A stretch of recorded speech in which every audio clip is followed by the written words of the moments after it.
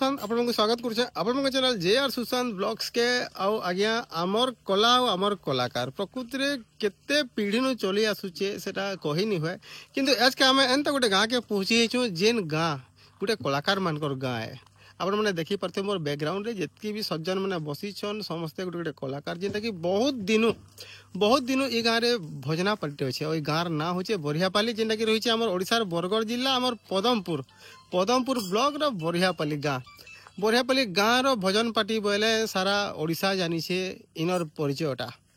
किंतु एबे जेन नुआ है कि जेन भजन पार्टीटा आरंभ है गोटे गोटे नुआ नुआ इंस्ट्रुमेंट व्यवहार करा होचे तार संगे बहुत सुंदर सुंदर बछा कलाकार मान के नेकरी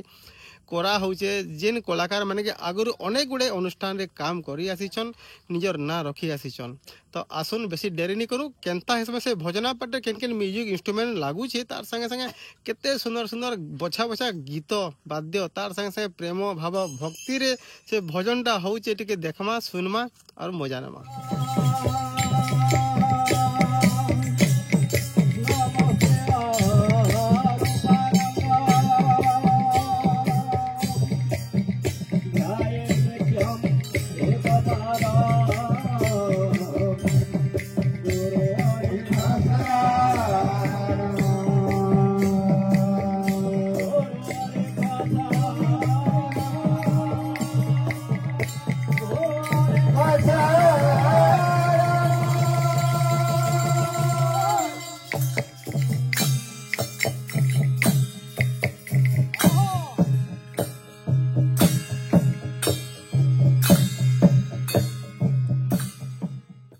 पुरी क्षेत्र निवासी श्री जगन्नाथ स्वामी को नाम Anand Sagar Hare Hare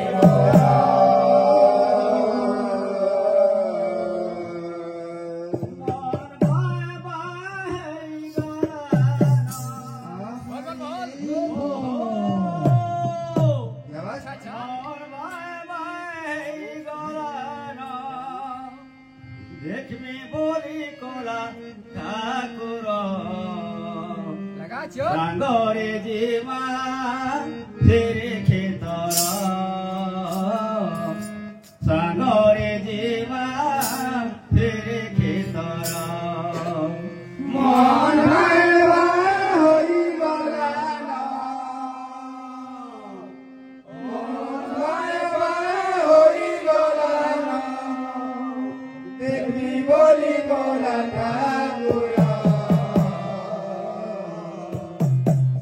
Glory be my city, glory be my city.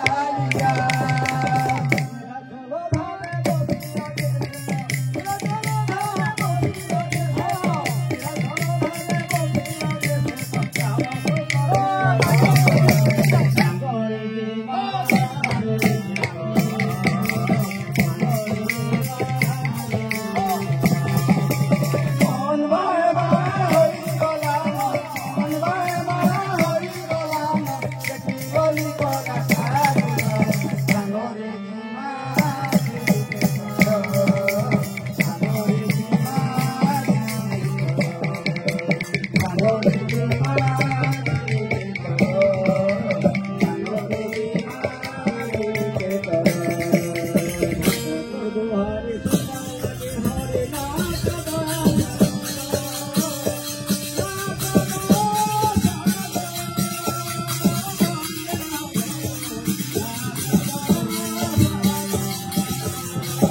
cho kênh Ghiền